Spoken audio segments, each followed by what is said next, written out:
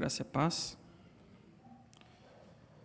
Quero confessar para os irmãos que é bem difícil e até desafiador trazer um estudo aqui depois da conferência que tivemos ontem e antes de ontem, com os pastores Marcílio e Daniel. É bastante desafiador mesmo, mas, como nós aprendemos também, a palavra de Deus ela é viva, eficaz, e através do Espírito Santo, eles falarão conosco essa manhã. Eu e muitos que aqui passarão e já passaram são apenas copos vazios e quebrados. Então, que Deus esteja abençoando a leitura da sua palavra e o estudo que vamos fazer nessa manhã. Continuando, então, o livro de meditações no Evangelho de Mateus, nós vamos estar meditando um pouco essa manhã, mais especificamente sobre Mateus 16, nos versículos 13 a 20. Aqueles que quiserem acompanhar em suas Bíblias, eu vou estar fazendo a leitura desses versículos para a gente se situar. Provavelmente vai estar sendo projetado aqui também. Então, Mateus 16, de 13 a 20, diz assim: Indo Jesus para os lados da Cesareia de Filipe, perguntou a seus discípulos: Quem diz o povo ser o Filho do Homem? E eles responderam: Uns dizem João Batista, outros Elias e outros Jeremias ou algum dos profetas. Mas vós, continuou ele, quem dizeis que sou eu? Respondeu Simão Pedro, disse: Tu és o Cristo, filho do Deus vivo. Então Jesus lhe afirmou: Bem-aventurado és, Simão Barjonas, porque não foi carne e sangue que te revelaram, mas meu Pai, que está nos céus. Também eu te digo que tu és Pedro, e sob esta pedra edificarei a minha igreja, e as portas do inferno não prevalecerão contra ela. Dar-te-ei as chaves do reino dos céus, e o que ligardes na terra terá sido ligado nos céus, e o que desligardes na terra terá sido desligado nos céus. Então advertiu os discípulos de que a ninguém dissessem ser ele o Cristo. Então aqui nós temos um trecho da palavra de Deus que por anos tem gerado debate, confusão, discórdia entre cristãos, entre denominações. E o autor do livro ele começa fazendo até um alerta sobre essas questões, para que a gente olhe para essas questões e esclareça isso, para que não reste dúvidas sobre essas polêmicas. Então ele destaca que muitas pessoas têm discutido e lutado sobre o significado e até o ponto de perderem o amor cristão, ou seja, discutirem de forma mais veemente uns com os outros. Então ele fala que nós vamos analisar aqui esse texto e passar algumas explicações práticas. Então ele diz o que nós devemos entender quando nós lemos essa parte em que Jesus afirma: Tu és Pedro, e sobre essa pedra edificarei a minha igreja. Então ele bota uma questão: será que Pedro em pessoa seria o fundamento da igreja? Levando para uma questão mais física, particular e pessoal, né? Como se Pedro ali, realmente, onde ele fosse sepultado, ali seria edificada uma igreja. Então é bem improvável, né, já respondendo essa questão, de que isso pudesse ser algo que Jesus estava proferindo e declarando ali. Dizer que um falível e inseguro filho de Adão seria o alicerce de um templo espiritual ou de um templo físico não confere de forma alguma com a linguagem inteira que a Bíblia vem trazendo desde o Antigo Testamento e o Novo Testamento. Então, isso não faz nenhum sentido. E, acima de tudo, também não existe nenhuma razão para Jesus não ter dito a frase: sobre ti edificarei a minha igreja, ao invés de ter dito sobre esta pedra. Então, o autor primeiro ele faz essa separação. Não era nada a ver com Pedro especificamente, nem fisicamente, nem espiritualmente. Então, nessa palavra, nessa passagem, o verdadeiro sentido de pedra tem uma realização mais verdadeira com o messianismo de Cristo e a divindade de Jesus. Ou seja, Pedro acabou de reconhecer ali que Jesus é o Cristo, Filho do Deus vivo. Então, trocando por miúdos, é como se Jesus tivesse dito assim para Pedro: olha, com toda razão, isso que você respondeu, você se chama Pedro ou Pedra, e porque você confessou uma verdade poderosa, sobre a qual uma rocha, eu edificarei a minha igreja. Ou seja, é sobre essa verdade que Pedro afirmou, é sobre o que Pedro disse sobre Cristo, que o próprio Cristo edificaria a sua igreja. Um outro ponto de bastante polêmica, um outro pedaço desse trecho também, é o que devemos entender quando lemos a promessa que Jesus faz a Pedro: dar-te-ei as chaves do reino dos céus. Muitos católicos aí têm defesas com argumentos a esses trechos, dizendo que Jesus estaria conferindo aí a Pedro o direito de admitir almas no céu, ou seja, ele teria acesso ali, ó, você entra, você não entra. Será que é isso? Então, nós temos aí alguns conhecimentos bíblicos e sabemos que também não. Então, é totalmente sem sentido, porque esse ofício ele é prerrogativa especial do próprio Jesus Cristo. É Cristo que vai determinar quem entra ou não. E isso está lá em Apocalipse 1, 17 e 18, diz assim: quando vi, caí em seus pés como morto, porém ele me pôs sobre minha mão direita, dizendo, não temas, eu sou o primeiro e o último, e aquele que vive. Estive morto, mas eis que estou vivo pelos séculos dos séculos, e tenho as chaves da morte e do inferno. Então, aquele que verdadeiramente possui a chave para as nossas almas e para a alma de toda a humanidade é Cristo. Então, será que Pedro, então, deveria ter alguma superioridade ou primazia entre os discípulos para Jesus estar falando isso para ele, que ia dar algum tipo de chave, algum tipo de controle? Será que ele passou a ser o discípulo preferido de Jesus depois que ele disse isso? Então, também não há a menor prova bíblica para essa tese. Pedro não tinha qualquer autoridade ou sequer dignidade superior aos outros apóstolos, aos outros discípulos. Nem considerado por ele mesmo ou pelos outros, nem pelo próprio Jesus. Não existe nenhuma passagem bíblica que dê essa notoriedade a Pedro acima dos outros. Então, o verdadeiro sentido dessa promessa feita por Cristo é que Pedro teria o privilégio especial de abrir pela primeira vez a porta da salvação, tanto aos judeus quanto aos gentios, ou seja, pregação, levar o evangelho. E isso se cumpriu à risca quando ele anunciou o evangelho aos judeus no dia de Pentecostes e quando ele visitou também Cornélio, ali, o gentio, em sua casa. Em cada uma dessas ocasiões, Pedro utilizou essa chave e abriu completamente a porta da fé. E ao que tudo indica, o próprio Pedro tinha também plena consciência disso, de que essa chave, a palavra de Deus, é que estava abrindo a porta de fé para essas pessoas. Em Atos 15, 7, diz assim, havendo grande debate, Pedro tomou a palavra e lhes disse, irmãos, vós sabeis que desde há muito tempo Deus me escolheu dentre vós para que, por meu intermédio, ouvissem os gentios a palavra do evangelho e crescem.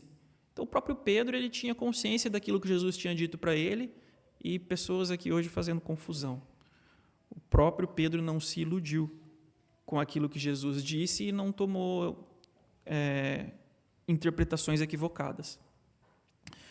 E, finalmente, mais um texto que causa polêmica, que devemos entender quando lemos o que ligares na terra terá sido ligado no céu e o que desligares na terra terá sido desligado no céu. Então, também alguns cristãos católicos ou pessoas que leem a Bíblia sem interpretar corretamente podem tentar entender que Pedro teria recebido algum poder de perdoar pecados ou absolver pecadores. Então, mais uma interpretação completamente equivocada e que só deprecia o que Cristo fez e como Cristo é o verdadeiro sumo sacerdote. Então, nós jamais encontramos o próprio Pedro ou outros apóstolos exercendo o poder de perdoar pecados. Eles jamais disseram isso e jamais exerceram essa autoridade. Pelo contrário, eles sempre encaminhavam as pessoas para Cristo. Eles sempre apontavam para Cristo, para o perdão de Cristo e para Cristo como Salvador. Eles sempre pregavam Cristo e diziam, Cristo salva, creiam em Cristo, creiam no Messias. Então, o verdadeiro significado dessa parte em que o que ligares na terra será ligado no céu e o que desligares na terra será desligado no céu, é que Pedro e os demais apóstolos eles seriam especialmente comissionados para ensinar o caminho da salvação com autoridade. Assim como os sacerdotes lá do Antigo Testamento declaravam com autoridade as pessoas que eram curadas da lepra, da mesma forma os apóstolos eles podiam declarar ali e pronunciar com autoridade as pessoas que estavam sendo perdoadas dos seus pecados através de Cristo, somente por Cristo. Então, além disso, eles também seriam especialmente inspirados para estabelecer essas regras e regulamentos para a orientação da própria igreja que estava sendo instaurada.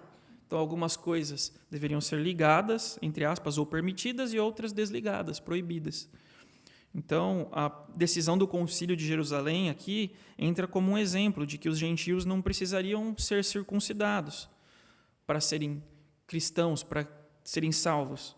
Então, coisas que eles começaram a determinar, começaram a estabelecer como regra, e a próprio reconhecimento público daqueles que eram perdoados, fazem referência a essa passagem.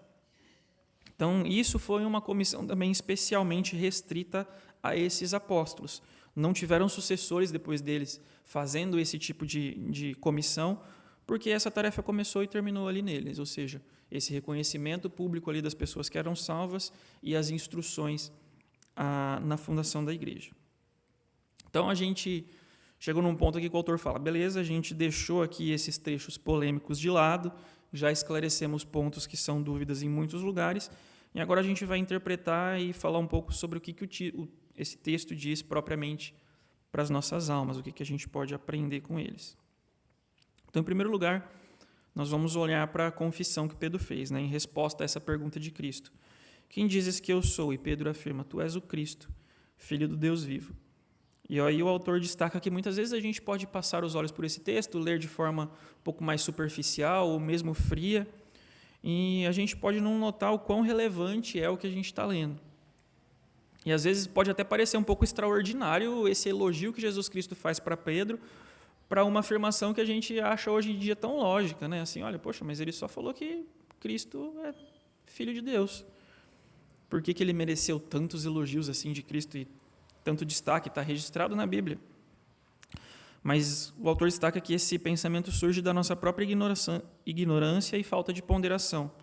Muitas pessoas esquecem que crer em Cristo é diferente quando nós estamos no meio de crentes ou quando nós estamos no meio de uma multidão de incrédulos. Onde está a glória ou a evidência dessa confissão que Pedro fez? É no fato de que ele apresentou essa declaração quando os poucos que tinham estavam a favor de Cristo e muitos estavam contra. Foi no momento em que Pedro falou isso, em que os líderes religiosos daquela época, a própria nação inteira, os escribas, os sacerdotes, os fariseus, todos estavam se declarando contra Jesus. Era um momento em que Jesus sofria assim, forte oposição e tinha os 12 apóstolos ali do lado dele. E foi no momento em que Jesus pergunta isso para eles, olha, o que eles estão dizendo? Tem gente que diz uma coisa, tem gente que diz outra, meio que ainda tentando baixar a bola, né, porque na verdade a coisa estava feia. Mas Pedro ele faz essa afirmação convicta, segura e no meio do caos. Então, ele fez uma confissão ainda quando Jesus estava numa forma totalmente de servo. Em Filipenses 2,7 diz, antes a si mesmo se esvaziou, assumindo a forma de servo, tornando-se em semelhança de homens e reconhecido em figura humana. Ou seja, Pedro falar isso depois que Cristo tivesse ressuscitado, visto ali com plenos poderes ou fazendo um milagre, era muito mais fácil, né? Pedro fez isso no momento de dificuldade. Jesus estava sem riqueza material, sem uma dignidade real de realeza e sem nenhuma comprovação visível da sua realeza. Jesus, sendo visto ali por outros homens comuns, era mais um homem comum, que andava com outros 12 homens comuns. Então, fazer uma declaração assim, àquela altura do campeonato, era demonstrar uma fé intensa, firmeza de caráter de Pedro. A própria confissão foi uma espécie de resumo do cristianismo e da verdadeira doutrina religiosa. Alguns teólogos dizem que essa confissão de Pedro aqui é um resumo de todo o cristianismo, porque Jesus disse, bem-aventurado é Simão Barjonas, ou seja, a partir de uma pergunta houve um reconhecimento de fé, declaração pública de fé sobre quem era Cristo. E o autor destaca que nós faríamos muito bem em imitar esse zelo e afeição sinceros que Pedro teve nessa ocasião. E aí ele fala ainda, a gente pode muitas vezes menosprezar Pedro, né, por a sua eventual instabilidade, uma pessoa de ânimo bem oscilante, e também por ter negado Cristo 3 vezes, às vezes ele acaba sendo julgado como uma pessoa muito difícil, muito aquém do que poderia ser um apóstolo ou um escolhido.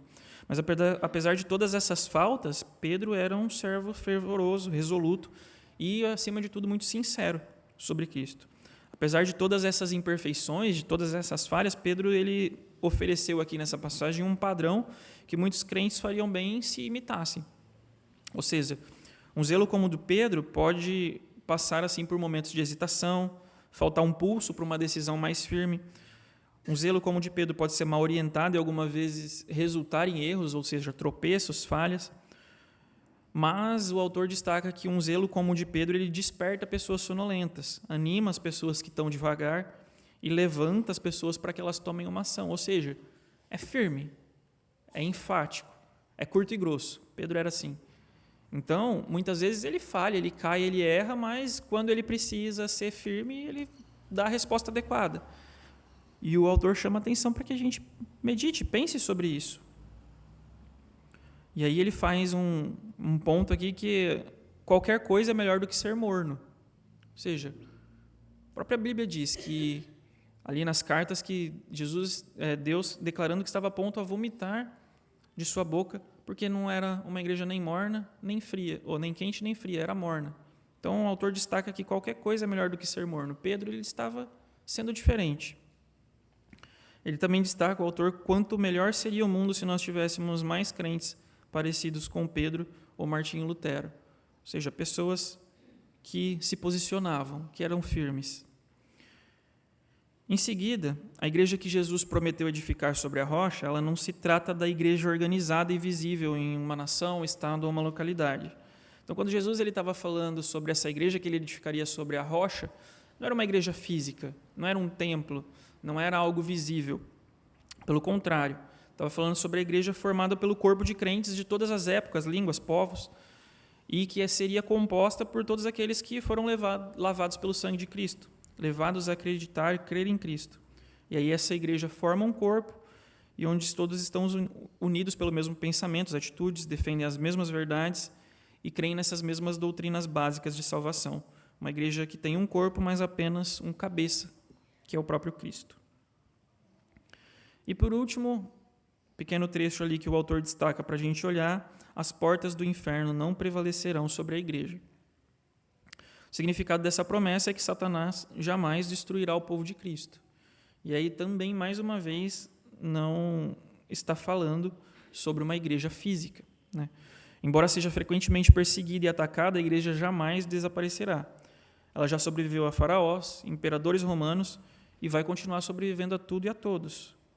Então, o autor cita: uma igreja visível como a de Éfeso, ou até mesmo essa nossa aqui, ela pode desaparecer. Ela pode ser extinguida, aniquilada, desmontada, desarticulada, mas a igreja invisível jamais será destruída. A igreja que contempla todos os crentes de todas as épocas, de todas as línguas, essa não será desfeita. Cada um dos seus membros será levado com segurança para a glória eterna, através do próprio Cristo, pelo preço pago ali na cruz.